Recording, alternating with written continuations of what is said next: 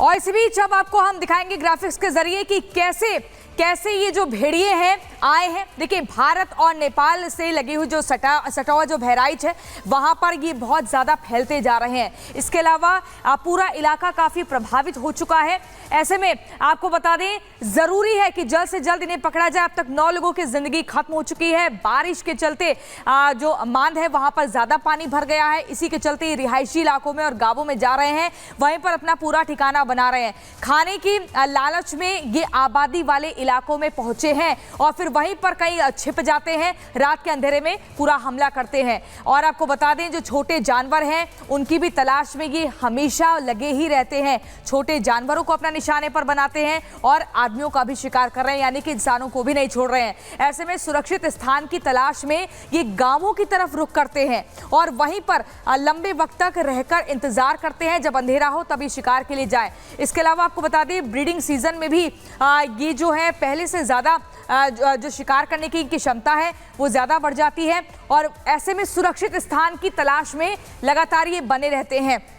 लेकिन आपको बता दें, गांवों में लोग बहुत ज्यादा डरे हुए हैं, बहुत ज्यादा परेशान हैं और ऐसे में वो चाहते हैं कि उनको सुरक्षित तरीके से रखा जाए। हमारे संवाददाता राघवेंद्र हमारे साथ जुड़ गए हैं।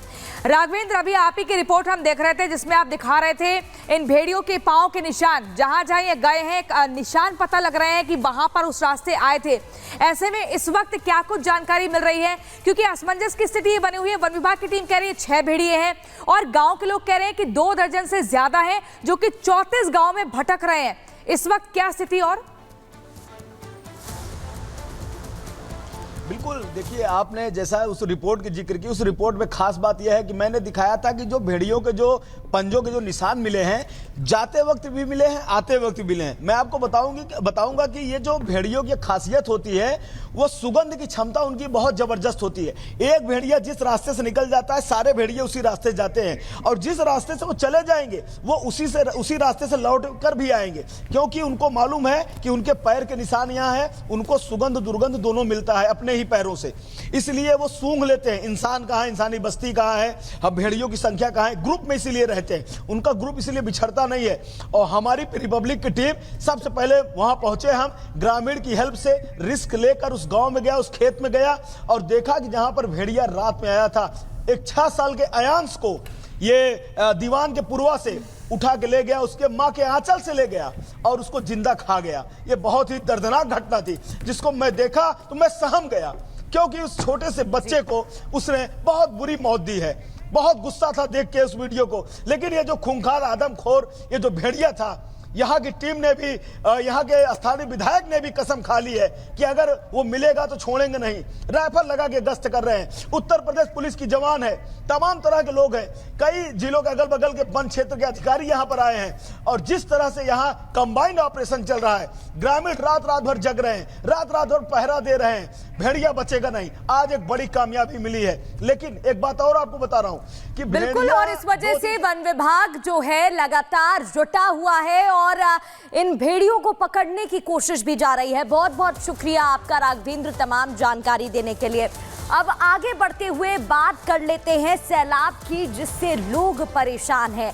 दरअसल ना सिर्फ देश में, राज्यों में, बल्कि देश भर में ऐसी ही तस्वीरें सामने आ रही हैं जो बता रही हैं कि जनजीवन लोगों का अस्त व्यस्त हो गया है। क्या गुजरात की बात हो, क्या महाराष्ट्र की बात हो, क्या पहाड़ी इलाकों की बात हो, हर जगह बाढ़ बारिश से लोगों को परेशानी का सामना करना पड़ रहा है। एनडीआरएफ की टीम तैनात कर दी गई है। क्या कुछ अपडेट, देखिए रिपोर्ट।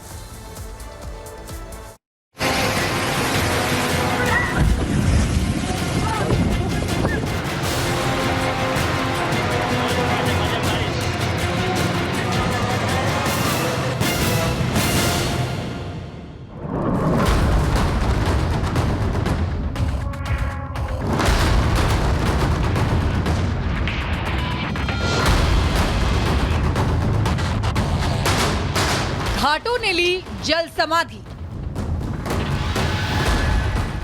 सड़कों पर बहता सैलाब, उफान पर नदी और नाले, हाईवे पर भीषण जाम, जल भराव से त्राहिमाम। दिल्ली हो या गुजरात, उत्तर प्रदेश हो या फिर राजस्थान, हर जगह बारिश ने कहर बरपा रखा है। मूसलाधार बारिश से नदियां उफान पर हैं। सड़क हो या फिर हाईवे, हर जगह सैलाब बह रहा है। गाड़ियां और घर जलमग्न हो गए हैं। ऐसे ही हालात राजधानी दिल्ली में देखने को भी मिले, जिसे झीलों का शहर बनाने का सपना दिखाया गया। लेकिन कुछ घंटों की बारिश से दिल्ली की सड़कें ही झील बन गई। हाईवे हो या गलियां, हर जगह पानी भर गया, जिसकी वजह से लंबा जाम लग गया। लोगों को घंटों तक इंतजार करना पड़ा। सड़क पर बहते सैलाब को देखकर ऐसा लगा मानो वहां कोई नदी उतर आई है।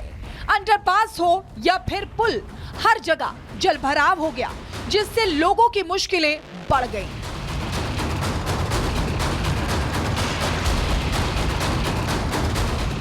कुछ ऐसे ही हालात उत्तर प्रदेश के वाराणसी में भी देखने को मिले। वहां पिछले 24 घंटे से हो रही मूसलाधार बारिश से गंगा नदी उफान पर आ गई, जिससे नमो घाट चंद सेकंड में डूब गया। नमो घाट की सीढ़ियां गायब हो गई। भारी बारिश से 50 से ज्यादा गंगा घाट डूब गए। हालात ये हो गए कि जहां नजर पड़ी सिर्फ पानी ही पानी दिखाई दिया। प्रयागराज में भी एक बार फिर गंगा और यमुना का जलस्तर बढ़ने लगा। दोनों नदियां कुछ घंटों की बारिश से उफान पर आ गई। संगम के पास स्थित साधुओं की कुटिया पानी में डूब गई। जलस्तर बढ़ने से घाटों के किनारे रहने वाले लोग इलाके को छोड़कर सुरक्षित जगह पर जाने लगे। नदियों के जलस्तर बढ़ने से प्रशासन ने अलर्ट जारी कर दिया है। साथ ही नदी और घाटों के करीब न जाने की हिदायत दी है। गुजरात में तो हालात बद से बदतर हो चुके हैं। पिछले 4 दिनों से हो रही भारी बारिश से कई जिलों में बाढ़ आ गई है। शहर के शहर सैलाब में समा गए हैं। आलम ये हो गया है कि सेना को मोर्चा संभालना पड़ा है। द्वारका में बाढ़ की वजह से कई लोग अपने घरों में फंस गए, जिन्हें हेलीकॉप्टर की मदद से किसी तरह रेस्क्यू किया गया। यही नहीं, एनडीआरएफ की टीम ने भारी बारिश के बीच बाढ़ में फंसे करीब 95 लोगों को सुरक्षित बाहर निकाला। वडोदरा में भी बाढ़ से नदी सड़क पर उतर आई। जहां कभी गाड़ियां और कारें दौड़ती थी, वहां एनडीआरएफ की नाव चल रही है। ऐसा इसलिए क्योंकि नदी का जलस्तर बढ़ने से इलाके में पानी भर गया। जिस तरह से वडोदरा में जबरदस्त बारिश हुई, उसके बाद बाढ़ जैसे हालात हुए, और ये मगरमच्छ देखिए, ये विश्वामित्री नदी से निकलकर यहाँ पहुंच गया। एमएस कॉलेज यूनिवर्सिटी जो है उस इलाके में पहुंचा। लोग डरे सहमे भी है। पूरे इलाके में पानी भरा पड़ा हुआ है और ये मगरमच्छ पानी से बहकर एमएस यूनिवर्सिटी के इस कैंपस में आ गया। लगभग 8 फीट 9 फीट लंबा यह मगरमच्छ है और इसे देखकर आप समझ सकते हैं कि ऐसे मगरमच्छ वडोदरा में कहा जा रहा है कि बारिश के बाद ये विश्वामित्री नदी से निकलकर सड़कों पर आ जाते हैं। राजस्थान के अजमेर में भारी बारिश से अना सागर झील ओवरफ्लो हो गई। यही नहीं, अजमेर की सड़कें भी जलमग्न हो गई। जहां भी नजर पड़ी, हर जगह घुटनों के ऊपर तक पानी भर गया। गाड़ियों की रफ्तार धीमी पड़ गई। बाढ़ से लोगों को काफी मुश्किलों का सामना करना पड़ा, क्योंकि बाढ़ से लोग या तो घरों में कैद हो गए या उन्हें अपने घरों को छोड़ना पड़ा। देश के पश्चिमी और पूर्वोत्तर में भारी बारिश हो रही है। मौसम विभाग 19 राज्यों में भारी बारिश का अलर्ट जारी कर चुका है। यही नहीं, बाढ़ वाले इलाकों में एनडीआरएफ, एसडीआरएफ के साथ साथ सेना ने भी मोर्चा संभाल लिया है। Bureau report, Republic Bharat.